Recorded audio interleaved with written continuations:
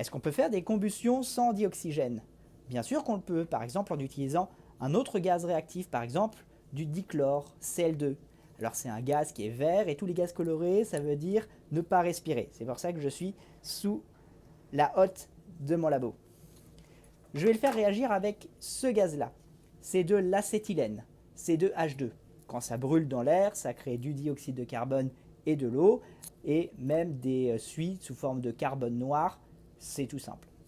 Ce que je vais faire, puisque ces deux gaz-là réagissent de manière spontanée, donc je ne vais pas le faire dans l'air, je vais plutôt le faire sous l'eau ici, avec un tube pour chacune des seringues, et je vais les faire buller à cette extrémité sous l'eau.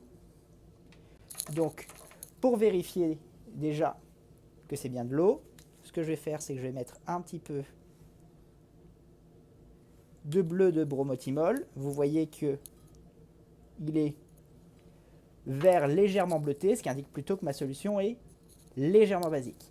Maintenant, je vais prendre mes deux seringues, une seringue pour l'acétylène et une seringue pour le dichlore, et on va voir ce qui va se passer.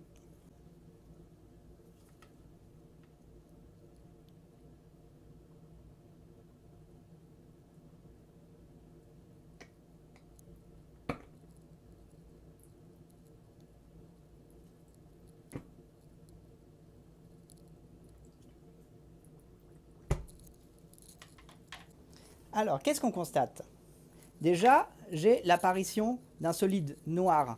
Ce solide noir, c'est le carbone qui n'a pas été consommé.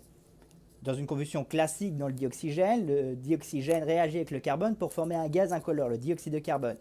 Or, avec le chlore, il n'y a pas de possibilité. Donc ça fait du carbone normal. Et où est-ce que se trouve maintenant l'hydrogène de l'acétylène?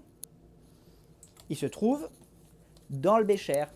Le chlore a réagi avec l'hydrogène pour former du chlorure d'hydrogène qui dissout dans l'eau, donne de l'acide chlorhydrique, d'où cette teinte jaunâtre. A bientôt pour plus de chimie dans ta vie.